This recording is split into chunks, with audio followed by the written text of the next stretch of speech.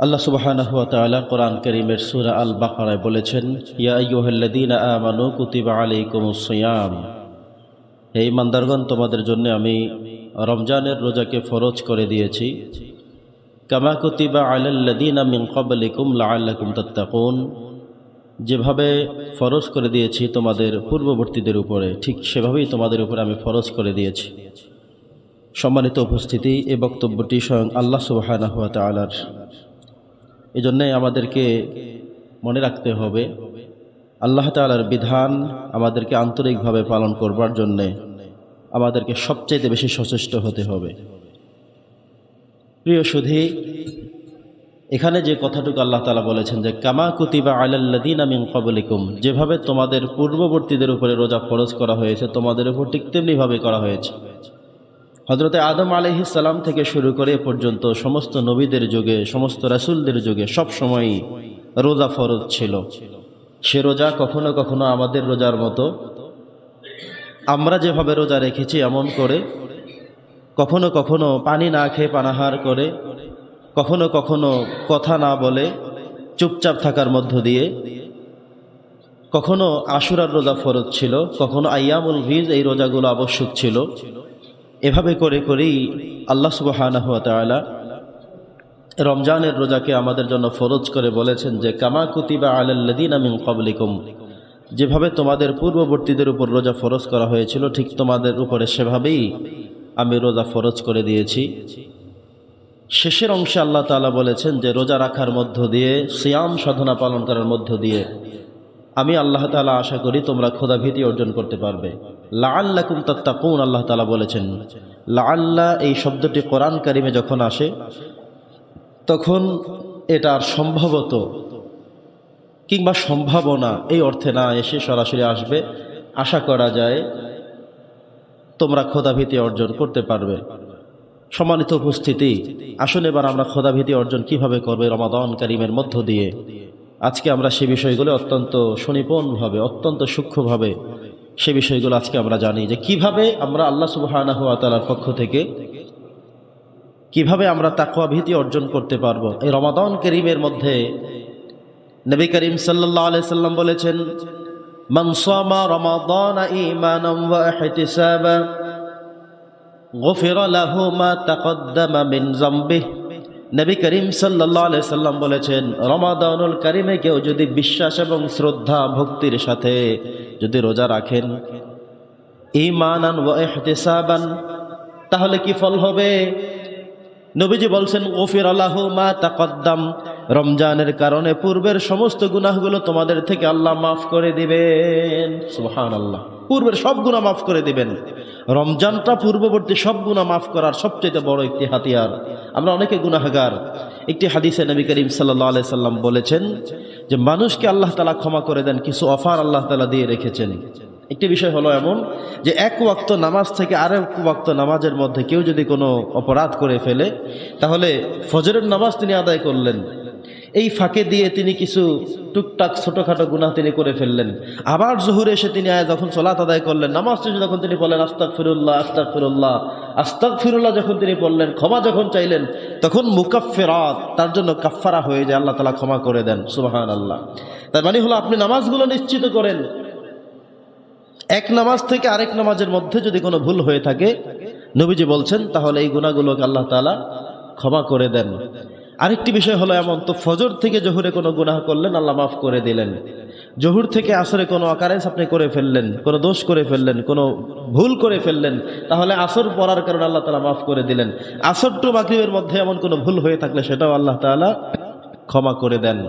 এভাবে করে করে, তবে বড় বড় গুনার কথা না, ছোট ছোট গুনাহ, সামান্য অপরাধ যেটা এমনিতেই হয়ে যায়, ভুলক্রমে হয়ে যায়, অনিচ্ছাবশত হয়ে যায়, বড় ধরনের চিন্তা ভাবনা করতে হয় না, এমন যেগুলো হয়ে থাকে সেই গুনাহের ব্যাপারে স্বয়ং আল্লাহ সুবহানাহু ওয়া তাআলা বলেছেন যে এই গুনাহগুলোকে নামাজ ঠিক রাখার কারণে ক্ষমা করে দেয়া হয়। সুবহানাল্লাহ। দ্বিতীয় বলা হয়েছে এমন, এক জুমা থেকে আরেক জুমা, গত জুমা পড়লেন, এই জুমা আসা পর্যন্ত যে এক সপ্তাহ চলে গেল, 7 দিন চলে গেল, এর মধ্যে যদি কেউ কোনো ভুল করে থাকে তাহলে এই ভুলগুলো আল্লাহ ক্ষমা করে দেন। এই গত জুমা ঠিক ছিল, এই জুমে এসে পড়লেন, জুমার দিনের এত বেশি মর্তবা, এত বেশি তাৎপর্য আল্লাহ তাআলা রেখেছেন গত জুমা পড়ার কারণে। মধ্যখানে ছোটোখাটো কোনো গুনাহ করে হলেও এই জুমায় যখন একজন মানুষ পৌঁছে গেল, ক্ষমা চাইল, জুমার দিনের বরকতের অনুযায়ী আল্লাহ তাআলা তার মধ্যখানের সমস্ত ছোট গুনাহগুলোকে মাফ করে দেয়। সুবহানাল্লাহ। জুমার নামাজগুলোকে আরো বেশি শক্তিশালী ভাবে করতে হবে, আরো শক্তভাবে ধরতে হবে, জুমাকে ছাড়া যাবে না। একজন মানুষকে শুধু এই পর্যন্তই নয়, তিনি এই মাস থেকে অন্য মাস, তিনি যখন আল্লাহ তাআলাকে সঠিকভাবে জানলেন তখন আল্লাহ তাআলা তাকে মাফ করে দেন। এক রমজান থেকে আরেক রমজানের কথা বলা হয়েছে।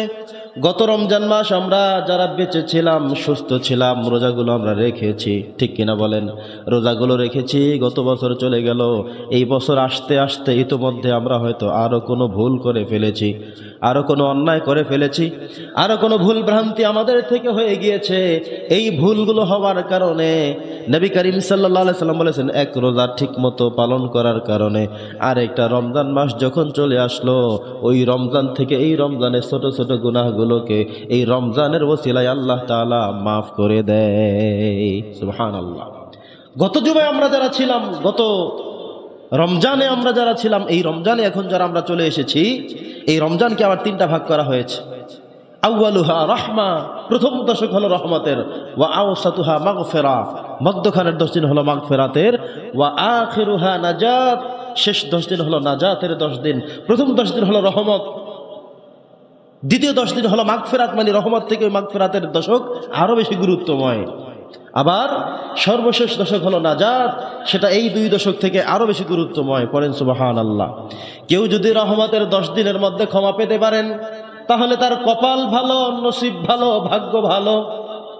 প্রথম 10 দিন হলো রহমতের, ছোট ছোট গুনাহ যাদের রয়েছে প্রথম 10 দিনের কারণে আল্লাহ তাআলা সবগুলো মানুষকে, সামান্য অপরাধী গুনাহগার তাদেরকে আল্লাহ মাফ করে দেয়। যাদের গুনাহ আরেকটু বেশি, এই মানুষগুলো হয়তো রহমতের প্রথম দশকে ক্ষমা পায় না, তাদেরকে দ্বিতীয় দশকে নেওয়া হয়, সেখানে গিয়ে তাদেরকে আল্লাহ মাফ করে দেন, কারণ সেটা হলো মাগফিরাত। এই দশক থেকে সেই দশক হলো আরো একটু গুরুত্বপূর্ণ, আরো একটু শক্তিশালী, যে মানুষগুলোর গুনাহ এখান থেকে আর একটু বেশি ছিল, দ্বিতীয় দশকে গিয়ে আল্লাহ তাআলা সেই মানুষদেরকেও মাফ করে দেয়। আবার যাদের গুনাহ আরো অনেক বেশি, অনেক বড় বড় গুনাহ করে ফেলেছে, রমজান এসেছে একটা কারণে, ইমানদার বান্দাদেরকে, রোজাদার মানুষদেরকে ধুয়ে পুছে ক্ষমা করে দিয়ে তাদের আত্মা পরিশুদ্ধ করার জন্যই রমজান এসেছে। এই জন্য রমজানের রোজার যে আয়াত আল্লাহ তাআলা নাজিল করলেন, শেষের দিকে এসে বললেন লাআল্লাকুম তাত্তাকুন, আশা করা যায় রমজানের দ্বারা মানুষগুলো আল্লাহ ভীতি অর্জন করতে পারবে, আল্লাহ ভীতি অর্জন করতে পারবে। এটা হলো আল্লাহ তাআলার বাসনা, কামনা, প্রত্যাশা আমাদের থেকে। প্রিয় সুধী, আমরা যারা প্রথম দশকে ক্ষমা পেতে পারবো, এটা হলো অনেক সৌভাগ্যের। প্রথম দশক আমরা পারলাম না, দ্বিতীয় দশক চলে যেতে হলো, এটা হলো তার পরবর্তী স্টেপ। আর সর্বশেষ স্টেপ হলো আমরা শেষ দশকে আমরা যখন চলেই যেতে হলো, এই প্রথম 2 দশকে আল্লাহ তাআলা ক্ষমা করলেন না, সেভাবে আমরা উপযুক্ত হতে পারলাম না, শেষ দশকে যাওয়া মাত্রই আল্লাহ তাআলা সব মানুষকে ক্ষমা করে দেন। সুবহানাল্লাহ। এই শেষ দশক যে ক্ষমা করে দিবেন, ক্ষমা একান্ত মানুষ যদি নাও পায়, এই জন্য আল্লাহ তাআলা লাইলাতুল কদর দিয়ে আরো শক্তিশালী করে দিলেন। সুবহানাল্লাহ। যে তোমাদের কাছে মনে হতে পারে সব দশক এক, না, প্রথম দশকের চাইতে দ্বিতীয় দশকের গুরুত্ব বেশি, দ্বিতীয় দশকের থেকে তৃতীয় দশকের গুরুত্ব বেশি, আর গুরুত্বের থেকে আরো গুরুত্ব বেশি হলো লাইলাতুল কদর। যে রজনীতে মানুষ ক্ষমা চাইবে, আল্লাহ ক্ষমা করবেন না, এটা হতে পারে না। সুবহানাল্লাহ। পড়েন বন্ধুগণ আমার, এই জন্য রমজান মাস, ওই হাদিসের কথা বললাম, এক নামাজ থেকে আরেক নামাজের মধ্যে আল্লাহ ক্ষমা করে দেন। ফজরের নামাজ পড়লেন, জোহরের নামাজের আগে ছোটখাটো কোনো গুনাহ করে ফেললেন, অপরাধ করে ফেললেন, নবীজি বললেন জোহরের নামাজ এসে ঠিকঠাক মতো পড়ে ফেলার কারণে, আদায় করার কারণে এই মধ্যখানের সগীরা গুনাহগুলোকে আল্লাহ তাআলা ক্ষমা করে দেয়। এই জন্য প্রত্যেক নামাজের শেষে নবী করিম সাল্লাল্লাহু আলাইহি সাল্লাম যখন সালাম ফিরাতেন, সালাম ফিরেই একবার বলতেন আল্লাহু আকবার, সাথে সাথে 3 বার বলতেন আস্তাগফিরুল্লাহ, আস্তাগফিরুল্লাহ, আস্তাগফিরুল্লাহ। এই কথা বলে তারপরে তিনি আল্লাহুম্মা আনতাস সালাম ওয়া মিনকাস সালাম পড়তেন। মুনাজাতের বাকি কার্যক্রমগুলো তিনি করতেন, দোয়া তিনি পড়তেন। তবে তিনি 3 বার আস্তাগফিরুল্লাহ পড়ে নিতেন একটা কারণে, এই 2 নামাজের মাঝে যদি কোনো ভুল হয়ে থাকে, নামাজ যেভাবে নবীজি পড়তে দেখিয়েছেন, যেভাবে আল্লাহ নির্দেশ দিয়েছেন, যদি সেভাবে না হয়ে থাকে, সালাম ফিরানোর পরেই যেন আমরা পড়ে ফিরি আস্তাগফিরুল্লাহ। নামাজ পড়ে ভুল করি নাই, বরং নামাজের মধ্যে কোনো ভুল হয়ে যেতে পারে, ফজর থেকে জোহরের মধ্যে কোনো ভুল হয়ে যেতে পারে, এজন্যই আস্তাগফিরুল্লাহ। যখন এমন হয়, নবীজি বলছেন মুকাফফিরাতুন আনহু, তার থেকে গুনাহগুলো ক্ষমা করে দেয়া হয়। আবার আপনি জুমার নামাজ আজকে আদায় করলেন, ধরেন আসর পর্যন্ত ছোটোখাটো কোনো গুনাহ করে ফেললেন, তাহলে আসরের নামাজ আপনি জামাতে পড়ার কারণে আল্লাহ তাআলা 2 নামাজের মধ্যে ছোট গুনাহকে আবারও ক্ষমা করে দেন। আবার আসর থেকে মাগরিব পর্যন্ত কোনো গুনাহ করে থাকলে, কোনো ভুল করে থাকলে, মাগরিব জামাতে পড়ার কারণে সেই ভুলগুলো আল্লাহ আবারও ক্ষমা করে দেন। পড়েন না সুবহানাল্লাহ। আল্লাহ বলছেন আমার এটা অব্যাহত থাকে, এক জুমা থেকে আরেক জুমা পর্যন্ত থাকে। গত জুমা যারা জামাতে নামাজ আদায় করেছেন, আলোচনা শুনেছেন, মসজিদে সময় দিয়েছেন, নবীজি বললেন এক জুমা থেকে আরেক জুমা যদি কেউ আদায় করে বিশ্বাস ও ইত্মিনানের সাথে, তাহলে 2টা জুমা ঠিক হওয়ার কারণে মাঝের ছোটখাটো গুনাহগুলোকেও আল্লাহ তাআলা মাফ করে দেয়। 3য় নম্বর কথা হলো, এক রমাদান থেকে আরেক রমজান। ধরুন গত রমজান বেঁচে ছিলাম, আমল করেছি, এই রমজান চলে এসেছি, গত রমজান থেকে এই রমজান পর্যন্ত নবীজি 3য়বারের মতো বললেন এক রমজান ছিল, পরের রমজানে চলে এসেছে, মাঝখানে যা কিছু অপরাধ করলো, এই অপরাধগুলোকেও রমজানের ওসিলায় আল্লাহ তাআলা মাফ করে দেয়। অতএব আমাদেরকে যে কাজ করতে হবে, রমজান রোজা অত্যন্ত গুরুত্বপূর্ণ একটি মর্মপূর্ণ বিধান। প্রথম দশকের আজকে 2য়তম দিবস মাত্র শুরু হলো, আজকে 2য়তম রমাদান চলছে, এভাবে 10মতম রমজান পর্যন্ত আউয়ালুহা রাহমা, প্রথম দশক রহমতের দশক চলছে। এই 10 দিনের মধ্যেই যেন আমরা নিজেদের গুনাহগুলোকে সাফ করে ফেলতে পারি। এই জন্য নামাজের আগে পরে যে কোনো সময়, যে কোনো সুযোগে, যে কোনো নফল ইবাদতে আমরা যেন হাত তুলে রব্বে করিমের কাছে কায়মান বাক্যে, কায়মান চিত্তে আমরা যেন ক্ষমা চাই। আল্লাহ ক্ষমা করার জন্য প্রতিশ্রুতবদ্ধ, ওয়াদাবদ্ধ, অঙ্গীকারাবদ্ধ, আমরা যেন সেটা করে ফেলি। আমরা যেন ক্ষমা চাই, আমরা যেন কান্নাকাটি করি, আমরা যেন অশ্রু ঝরাই, আমরা যেন বিভিন্ন ইবাদতের মধ্য দিয়ে আমরা যেন কাটাই। তাহলেই আল্লাহ সুবহানাহু ওয়া তাআলা আমাদেরকে ক্ষমা করবেন, মাফ করে দিবেন, আমাদেরকে মুক্ত করে দিবেন। ভাইয়েরা আমার, বন্ধুরা আমার, এই দৃষ্টিকোণ থেকে আজকে আমরা কয়েকটা শিরোনামে কথা বলবো।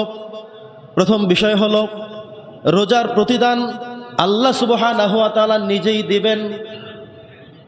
এর প্রতিদান আল্লাহ তাআলা নিজ হাতেই দেবেন।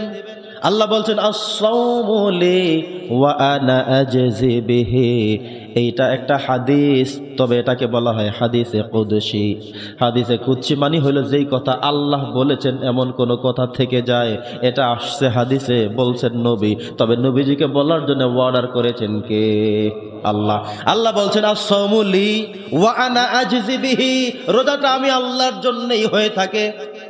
যেভাবে একটা মানুষ রোজা রাখলো আমার জন্যই হয়ে থাকে। আমি যেমন করে বললাম, যেভাবে বললাম, যা কিছু করতে বললাম তা কিছু তিনি করলেন। আমি আল্লাহ নবীজি আপনার মাধ্যমে ঘোষণা দিতে চাই, আস-সাওমু লি, রোজাটা হলো আমার জন্যে, ওয়া আনা আজজি বিহি, এর প্রতিফলটা আমি নিজেই দিয়ে থাকবো। সুবহানাল্লাহ। রোজার ফল আল্লাহ নিজে দিবেন, তবে নামাজের ফলের কথা বলেননি, যাকাতের ফলের কথা বলেননি, বর্দার বিধান পালন করলেন সে কথাও বলা হয়নি, আপনি যা হজ করে আসলেন লক্ষ লক্ষ টাকা ব্যয় করলেন সে কথাও বলা হয়নি। একটা আমলের ব্যাপারে বলা হয়েছে, তার মানে বুঝতে হবে সব আমলের মধ্যে এই আমলটা আল্লাহ তাআলার কাছে স্পেশাল আমল। সুবহানাল্লাহ। আগের যুগের মানুষদেরকে দেখতাম কোনো কিছু হলেই রোজা মানত করতেন, যে আল্লাহ এটা হলে আমি একটা রোজা রাখবো। এটাকে বলা হয় মানতি রোজা, মান্যতের রোজা। আগে এমন করতেন। আমি দেখেছি আমার মাকে, আমাদের কোনো পরীক্ষা, আমাদের কোনো বিপদ, আমাদের কোনো সুখবর আসুক, এজন্য তিনি রোজা মান্নত করতেন, নামাজ মান্নত করতেন। আমরা করি কি, কিছু টাকা মানি, মহিলারা টাকা মানেন, যে আমার স্বামীকে বলবো 100 টাকা দিয়ে দিবে, শেষ। কোনো কষ্ট হইল? কোন কষ্ট হলো? স্বামী টাকা দিয়ে দিল। এই টাকার মধ্যে তো সমস্যাও থাকতে পারে। আর আপনি 4 রাকাত নামাজ মানলেন, এই নামাজটা আপনি উজুর সাথে এই 4-5 মিনিট ব্যয় করে পড়লেন, মুনাজাত দিলেন, এটার গুরুত্ব একেবারে ফালানোর মতো না। 100 টাকা দাম নাও হতে পারে, তবে এটার দাম কত বেশি সেটা আল্লাহ জানেন। সুবহানাল্লাহ পড়েন। আপনি একটা রোজা মান্নত করেন, রোজা মান্নত করতে গিয়ে আপনি ভোর রাতে উঠতে হবে, উঠে গেলেন, সাহারি গ্রহণ করলেন, সারাদিন না খেয়ে থাকলেন, সন্ধ্যায় ইফতারি করলেন, সাহারির সওয়াব পেলেন, ইফতারির সওয়াব পেলেন, সারাদিন রোজার সওয়াব পেলেন। আল্লাহ বলছে এই রোজাটার পুরস্কারটাই আমি আল্লাহ নিজ হাতে দেব। সুবহানাল্লাহ। মান্নত করেন রোজা, তো কষ্টটা করেন, সারাদিন না খেয়ে থাকেন, এটার গুরুত্ব অনেক বেশি। রোজাটা এত গুরুত্বময়, ফরজ রোজার কথা আল্লাহ তাআলা স্পেসিফিক করে বলেন নাই। এজন্য আউলিয়া কেরামদের জীবনে পড়লে দেখবেন আউলিয়া কেরামদের বেশি আমল হলো রোজা। তারা প্রত্যেক সোমবারে রোজা রাখে। দেখেন নবী করিম সাল্লাল্লাহু আলাইহি ওয়াসাল্লাম জীবনের জন্মদিন পালন করেছেন এভাবে, তিনি যখন জানলেন সোমবারে তার জন্মের দিন, প্রত্যেক সপ্তাহের সোমবারে তিনি রোজা রাখতেন।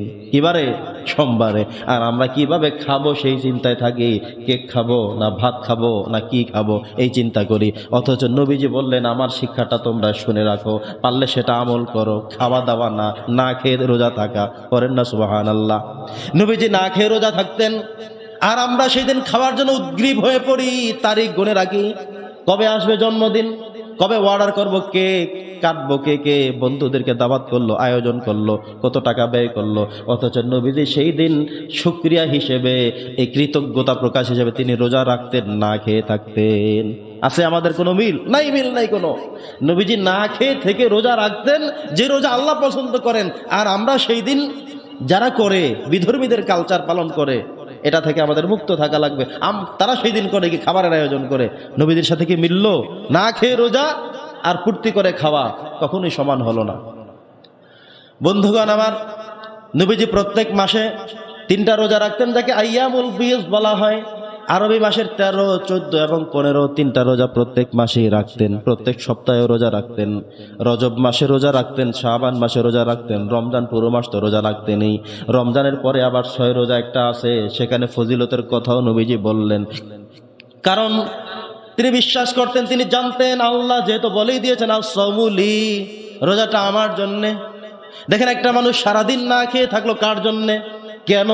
অ্যান্সারটা কি? অ্যান্সার হলো আল্লাহর জন্যে। আল্লাহ সে কথাই বলে দিয়েছেন আস-সাওমু লি, রোজাটা আমার জন্যে। আপনাকে যদি কেউ বলে তুমি না খেয়ে থাকো, তোমাকে এইটা দেবো, আপনি আপনার কিছু দেওয়া লাগবে না, আমার পেটে খিদা, আমি আগে খায়া নেই। অথচ আল্লাহ বললেন না খেয়ে থাকো, পুরস্কারটা আমি দেব। আমরা বললাম ঠিক আছে, এইটা তাইলে গ্রহণ করলাম, না খেয়ে থাকবো, রোজা রাখবো, তোমার থেকে আমরা পুরস্কার গ্রহণ করতে চাই, করব, বলি সুবহানাল্লাহ। রমজানের রোজাটা এত বেশি তাৎপর্যময়। আল্লাহ বলছেন আস-সাওমু লি, রোজাটা আমার জন্যে।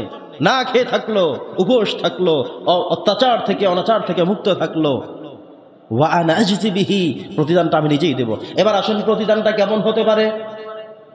এই জগতে যদি আপনার মা আপনাকে একটা পুরস্কার দিবে, বলে যে এটা করে আসো, পুরস্কার দেব, তাইলে আপনি মনে করতে পারেন ঘরের যে কোনো খাবার দিতে পারে, ঘরের যে কোনো একটা বিষয়কে বোঝাতে পারে। টিচার যদি স্কুলে, একাডেমিতে, মাদ্রাসায়, কলেজ, ভার্সিটিতে বলে এটা হলে পুরস্কার দেব, তাহলে শিক্ষার্থীরা ভাবতে পারে একটা প্লেট দিতে পারে, অথবা একটা বই দিতে পারে। চেয়ারম্যান সাহেব যদি ঘোষণা করে পুরস্কার দিব খেলার মাঠে, তাহলে বোঝাতে হবে একটা কাপ দিতে পারে, সেটা কিছু মূল্যবান জিনিস হতে পারে। এমপি সাহেব যদি বলে আমি টাকা দেব, তাহলে পুরস্কার দিব, তাহলে মানুষ ধরে নিতে পারে এমপি সাহেবের পুরস্কারটা চেয়ারম্যানের মতো, টিচারের মতো হবে না, এটা আরো বড় হবে। ঠিক কিনা বলেন? যদি বলা হয় প্রধানমন্ত্রী দিবেন, তাহলে বোঝা গেল পুরস্কারটা আরো বড় দিবে, কি যেন দিবে, মেডেল দিবে, স্বর্ণ দিবে। ঠিক কিনা বলেন? আল্লাহ বলছেন পুরস্কারটা আমি নিজে দেব। কোন কোন আমলের পুরস্কার? সেটা হলো রোজার। আল্লাহ বলছেন আস-সাওমু লি ওয়া আনা আজজি বিহি, রোজা আমার জন্য, পুরস্কারটা আমি নিজ হাতে দেব, সরাসরি দেব। করেন না সুবহানাল্লাহ? যেই রোজা আমরা রাখছি এটার ব্যাপারে আল্লাহ বলছেন এটা আমার জন্য, আমি নিজেই পুরস্কার দেব, এর খুশি আমি হয়ে যাই, এর অংশীদারিত্ব আমি হয়ে যাই। তোমরা যখন রোজা রাখো, সারাদিন না খেয়ে থাকো, সামনে হাজারো প্রকার খাবার থাকা সত্ত্বেও তোমরা যখন খাও না, আমি আমার ফেরেশতাদেরকে বলি, এই ফেরেশতারা দেখো তো, খাবার সামনে তৈরি করতেছে, প্রস্তুত করতেছে, মহিলারা পাক করতেছে, পুরুষরা বাজারে ইফতারি বানায়, বিক্রি করে, হাতের মধ্যে নাড়ে চাড়ে, খাইতে মন চায়, খায় কেউ? খাইলে কি রোজা থাকবে? সে জানে খাইলে রোজা থাকবে না, সবকিছু করে কিন্তু খায় না। আল্লাহ ফেরেশতাকে বলে, এই ফেরেশতা, ওই যে দেখো কত ভালো ভালো খাবার বিক্রি করতেছে, পুরো বিকেল ধরে ধরে, খাইতে মন চায়, পেটে প্রচন্ড পরিমাণ খিদা, নিজের খাবার এটা, খাইতে পারে, টাকা দেওয়া লাগবে না কাউকেই, তবুও খায় না। কেন? ফেরেশতারা বলে আল্লাহ জবাবটা আপনি জানেন, এরপর আমাদেরকে জিজ্ঞাসা করলেন আল্লাহ আপনার ভয়ে। আল্লাহ বলেন এটাই আমি চাইছি রোজাদার থেকে, সুবহানাল্লাহ। এটা আমি চাই যে রমজানের রোজা রাখবে, না খেয়ে থাকবে, সামনে খাবার থাকবে, কিন্তু সে পরিত্যাগ করবে, কারণ সে বলবে ইন্নী আখাফুল্লাহ, আমি আল্লাহকে ভয় পাই। খেলে তো রোজা চলে যাবে, আমি তো সেই খাবার জন্য আসি নাই, না খেয়ে থেকে আমি আল্লাহকে সন্তুষ্ট করতে চাই, সুবহানাল্লাহ পড়েন।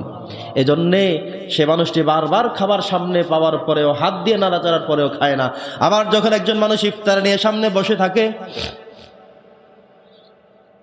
কয়েকটা গ্লাসের মধ্যে কয়েক প্রকার শরবত থাকে, কারো কারো কত দামের কত মানের ফল থাকে, খেজুর থাকে, মুড়ি বুট সহ কত কিছু মিশ্রিত অবস্থায় থাকে, চোখের সামনে নিয়ে বসে আছে একটা শুধু ওয়েটের জন্য। সেটা বলেন কি? আজান সময়, ইফতারের সময় হবে। ধরেন আজকে 5:57 সময় আজকে ইফতার আমাদের ভোলা জেলায়। এখন 5:57 বাজবে, তার 1 মিনিট আগেও কেউ নেয় না, খায় না। কেউ আবার আজানের অপেক্ষায় বসে থাকে, আজান দিবে তবে খাবে। সময় হলো, সময় হলে আজান হলো, তখন আমরা নেই। এটা হলো আমাদের সিস্টেম।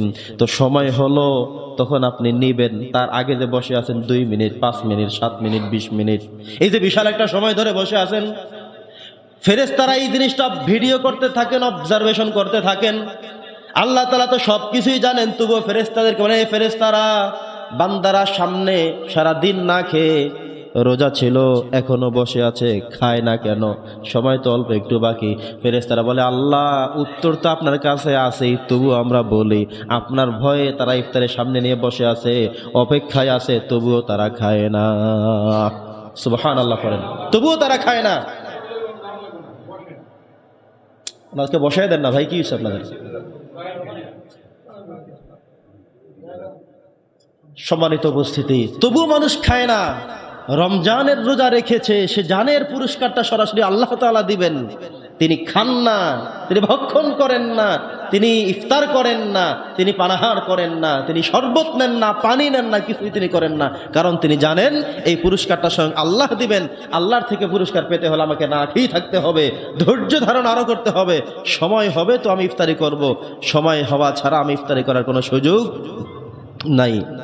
বন্ধুগণ আমার, আরেকটি গুরুত্বপূর্ণ বিষয় হলো, নবী করিম সাল্লাল্লাহু আলাইহি সাল্লাম বলেছেন কুল্লু আমালিন ইবনে আদামা, প্রত্যেক বনি আদমের আমলগুলো ইউদাফুল হাসানাতু বিআশরি আমসালিহা, এটাকে 10 গুণ করে বর্ধিত করা হয়, ইলা 700 দিরফিন, 70 গুণ পর্যন্ত। জোরে বলেন কত গুণ পর্যন্ত? 10 গুণ থেকে শুরু করে 70 গুণ পর্যন্ত বর্ধিত করা হয়। পড়েন না সুবহানাল্লাহ। মনোযোগ আছে আপনাদের? প্রত্যেকটা আমলের কথা বলেছেন নবীজি, যে কুল্লু আমালিন ইবনে আদামা ইউদাফুল হাসানাতু বিআশরি আমসালিহা, বনি আদমের প্রত্যেকটা আমলকে আল্লাহ তাআলা মিনিমাম 10 গুণ থেকে শুরু করেন। কত গুণ পর্যন্ত? ইলা 700 দিরফিন, 70 গুণ পর্যন্ত। ওয়াল্লাহু ইউদাইফু লিমান ইয়াশা, আল্লাহ যাকে পছন্দ করেন, ভালোবাসেন, পছন্দ হয়, তাকে আল্লাহ আরো বাড়ায়া দেন। সুবহানাল্লাহ। তো আমরা একে 70 এই যে বলে ফেলি, হাদিসে আসছে এভাবে, কুল্লু আমালিন ইবনে আদামা ইউদাফুল হাসানাতু বিআশরি আমসালিহা, 10 থেকে শুরু হয়। কত থেকে শুরু? 10 থেকে শুরু। এবার আসেন ক্লাসিফিকেশনটা, কাউকে 10 দেওয়া হয়, কেউ 20, কেউ 30, কেউ 40, 70 গুণ পর্যন্ত বলার পরেও নবীজি থামলেন না, তিনি আবারও বলে দিলেন ওয়াল্লাহু ইউদাইফু লিমান ইয়াশা, আল্লাহ যাকে ইচ্ছে করেন, যার আমলটা বেশি পছন্দ করেন, তাকে আরো অনেক অনেক অনেক অনেক গুণ বাড়াইয়া দেন। সুবহানাল্লাহ পড়েন। তাহলে 70 গুণ আমরা যে বলে ফেলি, কাউকে কমও দেয়া হয়। ধরুন আপনি এমন একটা টাকা দিলেন যেটা অন্যায়কৃত টাকা ছিল। ধরুন আপনি 2 রাকাত নামাজ পড়লেন, কিন্তু আপনি সূরা কেরাতগুলো পারলেন না। আপনি নামাজ পড়লেন, কিন্তু আপনি উযু করতে পারলেন না, উযু ঠিকমতো আপনার হলো না, এই যে আপনার ত্রুটি।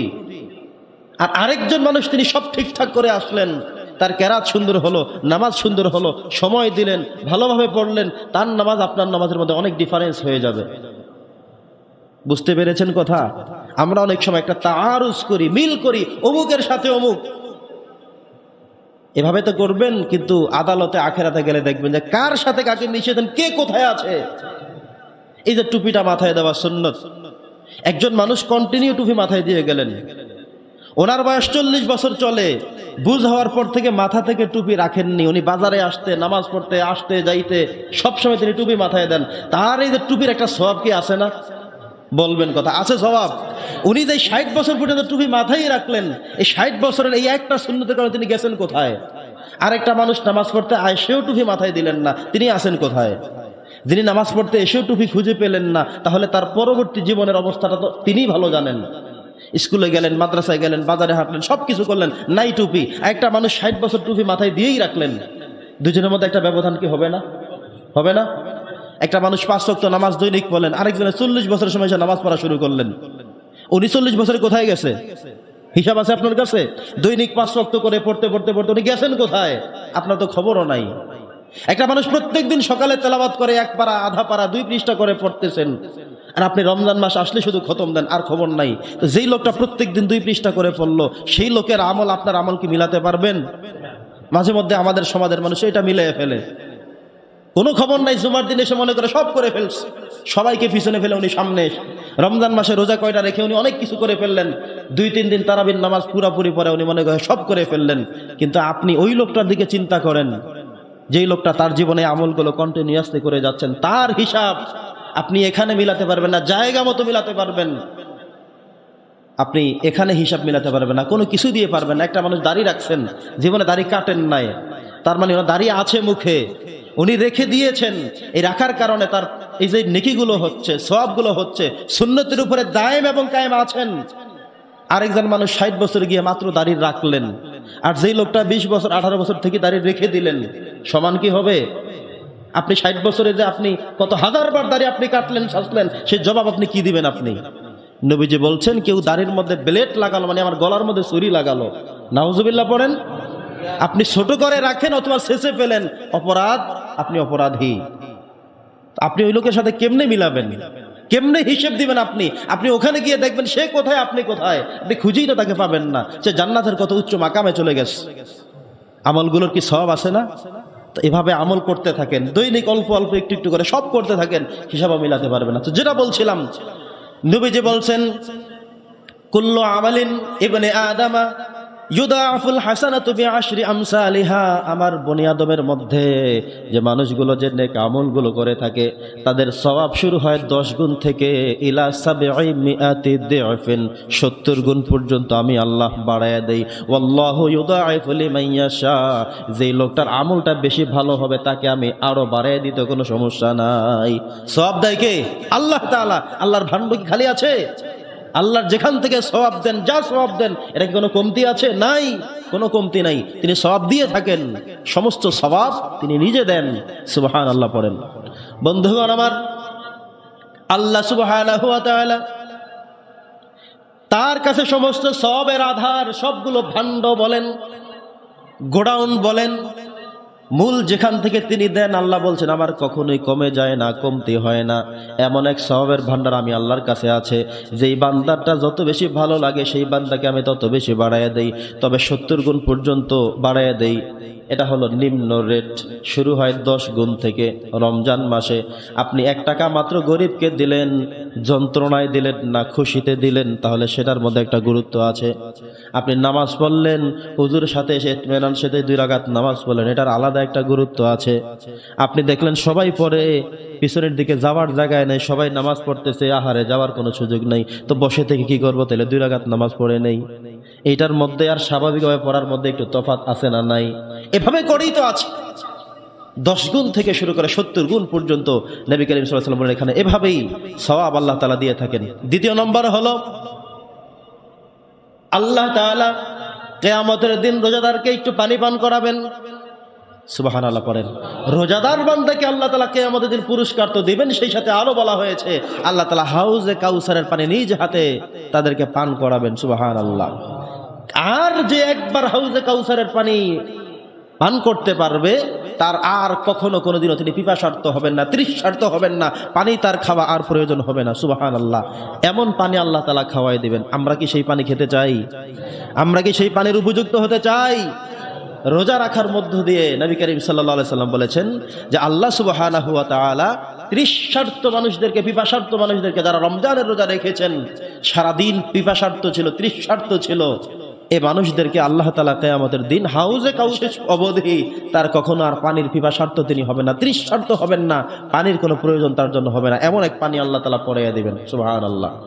আমরা এই জগতে যত পানি খাই, 2-1 ঘন্টা পরে 2-3 ঘন্টা পরে আবারও 1 গ্লাস পানি না খেলে মনে হয় যেন জিহ্বা শুকিয়ে যাচ্ছে, আমাদের ভিতরের জায়গা থেকে কেমন যেন একটু শুকিয়ে যাচ্ছি, মনে হয় যেন কথা বলতে পারছি না, মনে হয় যেন শ্বাস নিতে পারছি না। আবার দ্রুত একটু পানি খেলে আবার একটু শরীরে চার্জ বাড়ে, আবার যখন শরীর ক্লান্ত হয়ে যায় আবার একটু যখন খাবার দাবার আমরা করি আবার একটু শরীরে চার্জ হয়, আবার একটু শক্তি উদ্যম আমরা আবার খুঁজে পাই। এই তো।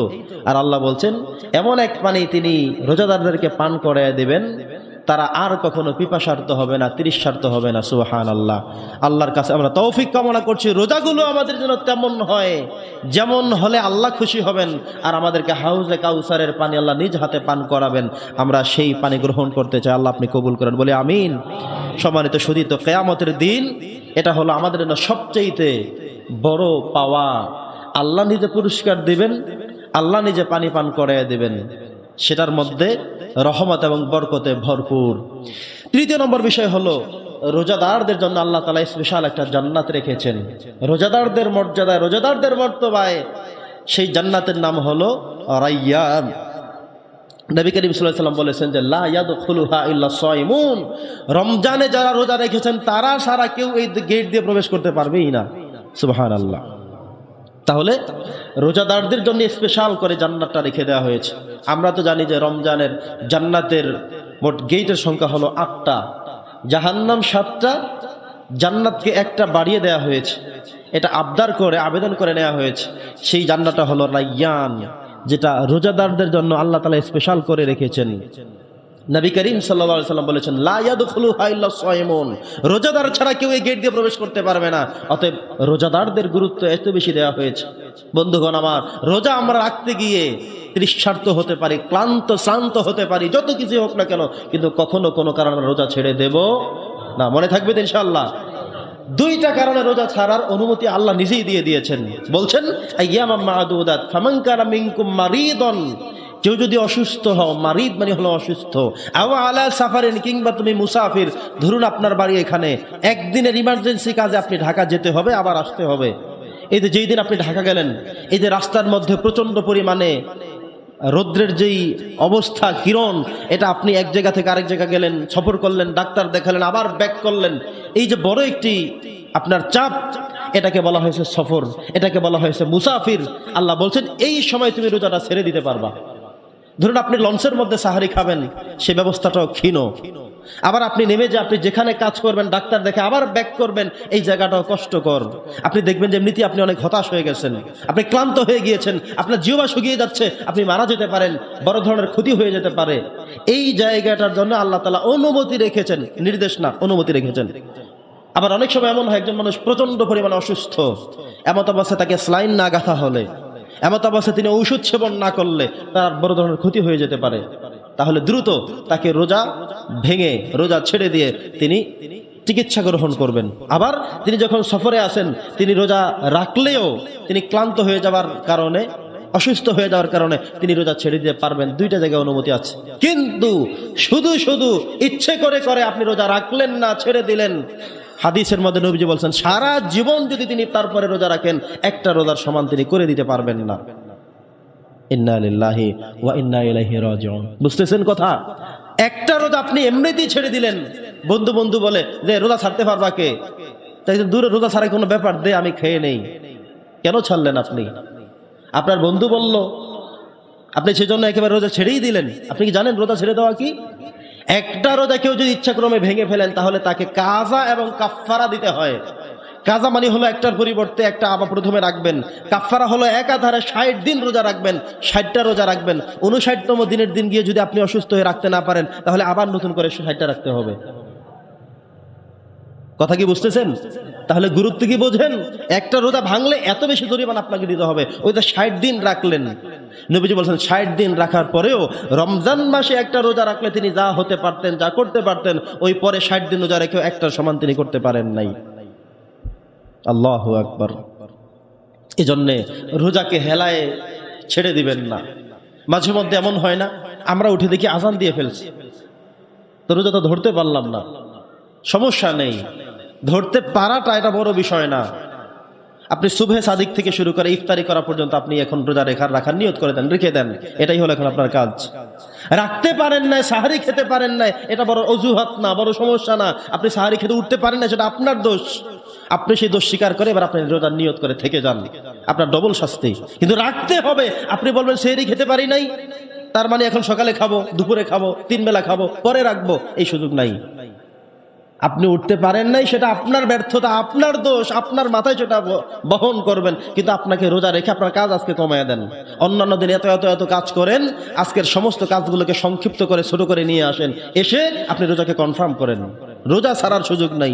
সাহারি খাননি সেই জন্য রোজা রাখতে হবে না, রাখা লাগবে না, এই কথা বলার কোনো সুযোগ নাই। আপনি না খেয়েই রোজা রেখে দিতে হবে, নিয়ত করে ফেলতে হবে, সন্ধ্যা পর্যন্ত পূর্ণ করতে হবে। সুবহানাল্লাহ পড়েন। নবীজি বলছেন, কেউ যদি একটা রোজা ছেড়ে দিল, রাখলো না, ভেঙে ফেললো, সে যদি তার পরবর্তী পুরো জীবনটার মধ্যেও রোজা রেখে দেয়, তবে একটা রোজার কাভারেজ চেয়ে কোনো কিছু দিয়ে করতে পারবে না। তাহলে রোজার গুরুত্ব কি বুঝতেছেন? বুঝতে পেরেছেন? যেই রোজার গুরুত্বের ব্যাপারে আল্লাহ বলছেন যে পুরস্কারটা আমিই দেব, এটা আমার আমল, আমার জন্য করা হয়েছে, আমার জন্য না খেয়ে থাকা হয়েছে, আমি তার দায়িত্ব নিয়ে নিলাম, তার জন্য স্পেশাল জান্নাত রেখে দিলাম এবং বললাম লা ইয়াদখুলুহা ইল্লা সাইমুন, রোজাদার ছাড়া কাউকেই এই গেট দিয়ে প্রবেশ করতে দেওয়া হবে না। কার সিদ্ধান্ত? আল্লাহর সিদ্ধান্ত। আর রোজাদার মানুষগুলো হাসতে হাসতে সেদের সেই গেট দিয়ে জান্নাতে প্রবেশ করবে, স্বয়ং আল্লাহর সাথে মোলাকাত হয়ে যাবে, আল্লাহ নিজ হাতে তাদেরকে পুরস্কার দিয়ে দিবেন। সুবহানাল্লাহ। বন্ধুগণ আমার, চতুর্থ কথা হলো, রোজাদারগঞ্জে প্রবেশ করবেন রায়্যান নামক জান্নাতে, এবং সেই জান্নাতের শর্ত হলো এমন যে লা ইয়াদখুলুহা ইল্লা সাইমুন, সামনে গেটের উপরে একদম লেখা থাকবে, এই জান্নাতের দরজাটা ব্যবহার করবেন রোজাদার মানুষেরা, এখান দিয়ে রোজাদার ছাড়া অন্য কেউ প্রবেশ করতে পারবেন না। তো আমরা যারা আছি, আমরা কি নামাজি নই? আমরা কি জাকাতদার মানুষ নই? আমরা কি দান সদকা করি না? আমরা কি পর্দার বিধান মানি না? আমাদের মধ্যে কি হাজি গাজি কেউ আছে না? সব ঠিক আছে। এই সব কিছুর পরে আপনি রোজা রেখেছেন, এই সব কিছু মিলে আপনি অনন্য একটা উচ্চতর জায়গায় আপনি পৌঁছে যাচ্ছেন এই রায়্যান নামক গেট দিয়ে প্রবেশ করে। সুবহানাল্লাহ। বিষয়টা এমন না যে অন্য আমলদারিরা বাদ, অন্য সব আমল ঠিক আছে, রোজাটাও ঠিক আছে, তাহলে আপনার জন্য এই গেট প্রবেশ করে ফেলেন। তবে যাদের গুনাহ থেকে আছে, তিনি তো সেই গুনাহের জন্য তাকে শাস্তি ভোগ করতে হবে। আবার আল্লাহ যদি চান তাকে একদম নিঃশর্ত ক্ষমা করে দিতে পারেন। অনেক সময় আমরা দেখি লোকটা অনেক অপরাধী, কি যেন আদালত করে ফেলে, আবার মনে করি লোকটা নিরপরাধ, আমরা দেখি নিরপরাধ, আমরা দেখি নির্দোষ, কিন্তু আদালত তার দোষ বের করতে পেরেছেন, তাকে শাস্তি দেয়া হচ্ছে। এভাবে হয় না? আমাদের চিন্তার বাহিরে হয় না? তো একজন মানুষ তার জীবনে অন্যায় অপরাধ ভুলগুলো করার পরেও তিনি যদি আল্লাহর সাথে তাকে মিটমাট করে নিতে পারেন, তাহাজ্জুদের সালাতে অশ্রু ঝরিয়ে আল্লাহর থেকে ক্ষমা চেয়ে নিতে পারেন, ইফতারের পূর্ব মুহূর্ত দোয়া কবুলের গুরুত্বপূর্ণ সময়ে তিনি যদি আল্লাহর থেকে ক্ষমা চেয়ে নিতে পারেন, তাহলে আপনার আমার তো কিছু বলার কওয়ার কি আছে? নাই। আল্লাহ আল্লাহর বান্দাকে ক্ষমা করে দিয়েছেন, আল্লাহ তার বান্দাকে একান্তই কথা বলেছেন, একান্তই তার বান্দা তার থেকে ক্ষমা চেয়ে নিয়েছেন, তিনি ক্ষমা করে দিয়েছেন। প্রিয় সুধী, ইফতার গ্রহণ করার পূর্ব মুহূর্ত অত্যন্ত একটি সেন্সিটিভ মুহূর্ত, গুরুত্বপূর্ণ মুহূর্ত। ধরুন আপনার 5:57 আপনার ইফতারি, তাহলে 5:50 পর থেকে আপনি আপনার সমস্ত কাজগুলো একদম স্টপ করে দিবেন, বন্ধ করে দিবেন। আছে বাকি কত মিনিট? 7 মিনিট ধরেন, হাতে বাকি আছে 5 মিনিট বাকি আছে। আপনার অ্যারেঞ্জমেন্টগুলো এর আগে করে ফেলবেন, শরবত গুলবেন, এটা সেটা করবেন, গ্লাসে নেবেন, প্লেটে নেবেন, আগে বাগে সব কাজ শেষ। হাতে মিনিমাম 5 থেকে 7 মিনিট 10 মিনিট হাতে রেখে দিবেন। এটার জন্য আপনি একদম পুরো ফ্রি থাকবেন। থেকে আপনি সূরা ফাতিহা পড়বেন, সূরা ইখলাস পড়বেন, আরো 2-1টা সূরা পারলে সেগুলো পড়বেন, দুরূদ শরীফ পড়বেন, তারপরে হাত তুলে আল্লাহর কাছে কিছু ক্ষমা চান, কিছু প্রার্থনা করেন, কিছু জিনিস চান আল্লাহর কাছে। নবী করিম সাল্লাল্লাহু আলাইহি ওয়াসাল্লাম বলেছেন, যেই সময়গুলোতে আল্লাহ তাআলা মানুষের হাত ফিরিয়ে দিতে পারে না, এর মধ্যে সবচেয়ে গুরুত্বপূর্ণ সময় হলো ইফতারের পূর্ব মুহূর্ত। সুবহানাল্লাহ। যেই সময় আল্লাহ তাআলা ফেরেশতাদেরকে দিয়ে গর্ব করতে থাকেন, অহংকার করতে থাকেন, হে আমার ফেরেশতারা, দেখো আমার বান্দারা সামনে খাবার রেখে রেখে বসে আছে, কত শত শত হাজার হাজার খাবার, কত আইটেমের খাবার পুরো পৃথিবী জুড়ে, কিন্তু মানুষজন বসে আছে, খায় না। কেন খায় না? ফেরেশতারা জবাব দেয়, আল্লাহ তোমাকে ভয় করেই খায় না, তোমার নির্দেশ পালন করতেই তারা খায় না। যখন তোমার নির্দেশের সময় হয়ে যাবে তখনই তারা খাদ্য গ্রহণ করবেন। আল্লাহ বলছেন, এটাই আমি চেয়েছিলাম, এটাই হলো আমার গর্বের বিষয়, অহংকারের বিষয় আমার বনি আদমদেরকে নিয়ে। সুবহানাল্লাহ। বন্ধুগণ, এজন্য আমি বলছি সবার কাছে, শেষের 5 থেকে 7 মিনিট হাতে রেখে দিবেন, সব কাজ বন্ধ। আমাদের এমন হয়, কাজ করতে করতে করতে করতে আযান দিয়ে দিয়েছে, উনি এরপরে আজান দেওয়ার পরে উনি এখনো বাজার বিক্রি করতেছেন, উনি এখনো নিজের কাজ করতেছেন, এখনো উজু করতেছেন, এখনো জামা কাপড় ভাঁজ করতেছেন, তারপর ইফতারি করলেন, এটা কিন্তু নবীজি বলছেন আল্লাহ তাআলা তার উপরে গোসা করেন, আল্লাহ তাআলা বেজার হন যে আমি আল্লাহ নিষেধ করেছি এই জন্য রোজা রাখার মধ্যে কিছু তুমি খাওনি, আমি আল্লাহ যখন তোমার জন্য বৈধ করে দিলাম তুমি সেটাকে বৃদ্ধাঙ্গুলি দেখে তুমি তোমার কাজ করেই যাচ্ছ, আমি আল্লাহ সন্তুষ্ট থাকতে পারলাম না। এই জন্য সময় হবে তো খেয়ে ফেলবেন। আজান দিছে কিনা সেটা বড় বিষয় না, আপনার টাইম অ্যাকুরেট আছে কিনা, সময় ঠিক আছে কিনা, সময় হয়েছে কিনা, সেই সময় দেখে আপনি ইফতার করেন। ফজরের সময় আমাদের সমাজে একটা দোষ আমাদের মুয়াজ্জিনরা করে থাকেন, এটা সবাইকে আজকে বলে দিচ্ছি। সেটা কি? ধরুন 5:10 আমাদের সাহারির শেষ সময়, আমাদের ভোলা জেলার জন্য 5:10 সাহারির শেষ সময়। সাহারির শেষ সময় হওয়ার অর্থ এইটা না যে আজান দেওয়া যাবে না। সাহারির শেষ সময় যদি 10-এ হয়ে থাকে তাহলে মিনিমাম 2-3 মিনিট হাতে রেখে সময়টা লেখা হয়েছে, যেন কেউ যদি সময় শেষ হয়ে যাওয়ার পরেও এখনো আরেকটু 2 নালা খাবেন, আরেকটু পানি খাবেন, এতটুকু সময় হাতে রেখেই টাইমটা সেট আপ করা হয়। এখনো কিন্তু আজানের ওয়াক্তই হয়নি, ফজরের সময় এখনো হয়নি। এরপরে আপনারা আরো 2-4 সর্বমোট 5 মিনিট আপনাকে মাইনাস করে তারপর আজান দিতে হবে। 5:10 যদি আপনার সময় শেষ তাহলে মিনিমাম 15 থেকে আপনাকে আজান দিতে হবে। কিন্তু আমাদের সমাজের কিছু কিছু মসজিদে ঘোষণা দেয় আর মাত্র 1 মিনিট খাইতে পারবেন, এই কথা বলে এরপর আজান শুরু করে দেন, অথচ এখনো ফজরের ওয়াক্তই হয়নি। ওয়াক্ত হওয়ার আগে আজান দিলে আজানটাও কিন্তু পৌঁছাবে না জায়গা মতো। মনে থাকবে তো? যে যে গ্রামে আছেন, যে যেখানে আছেন, এটা আপনারা একটু খেয়াল রাখবেন।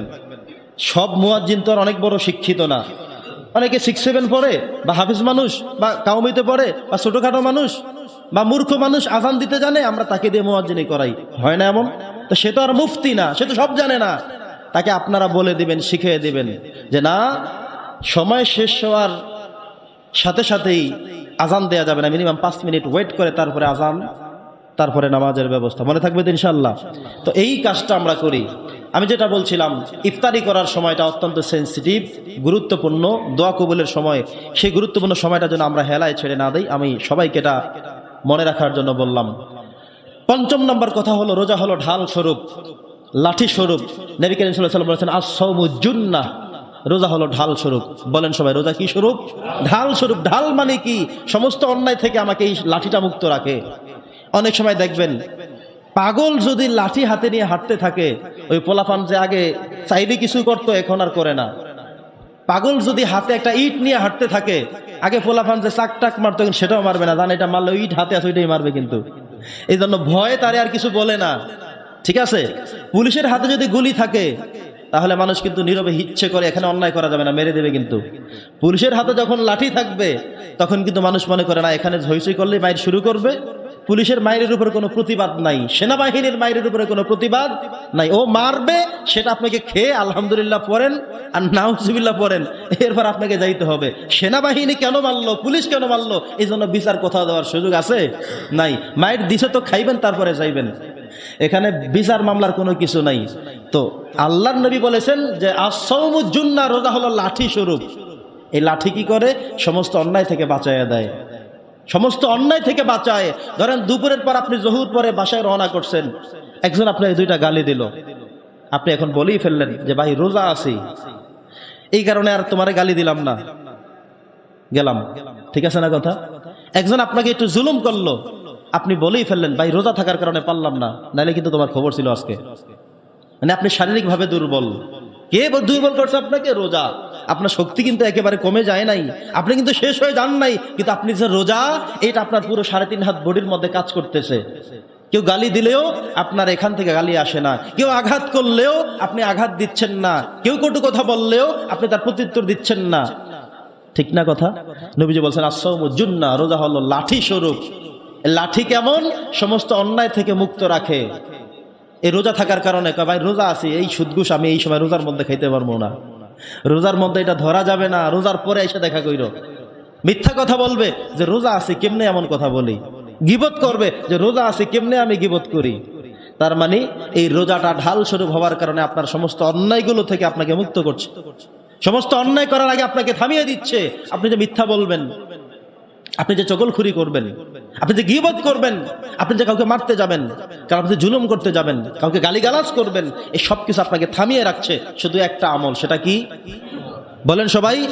রোজা, রোজা সব কিছুকে থামিয়ে রেখেছে সমস্ত অন্যায় থেকে। প্রিয় সুধী, ষষ্ঠ নম্বর কথা হলো রোজা কিয়ামতের দিন আল্লাহর কাছে সুপারিশ করবে। সুপারিশ করার জন্য দুইটা আমল, একটা হলো রোজা। রোজা কি করবে? সরাসরি আল্লাহর কাছে সুপারিশ করবে, আল্লাহ লোকটাকে আপনি অমুক অপরাধের কারণে শাস্তি দিচ্ছেন, কিন্তু সে তো রোজাদার ছিল, আমি তার রোজা, আমি তার সে আমল, আমি দেখেছি লোকটি সকাল থেকে সন্ধ্যা পর্যন্ত আপনাকে না দেখেও সারাদিন না খেয়েছিল, কত খাবার তার হাতের মধ্যে ছিল, একই রুমের মধ্যে ছিল, তবুও তোমাকে ভয় করেছে। আল্লাহ, সেই লোকটাকে তুমি জাহান্নাম দিবে, শাস্তি দিবে, এটা হতে পারে না। আমি তার সেই রোজা, আমি তার সেই আমল, আমি সুপারিশ করলাম, তাকে তুমি ক্ষমা করে দাও।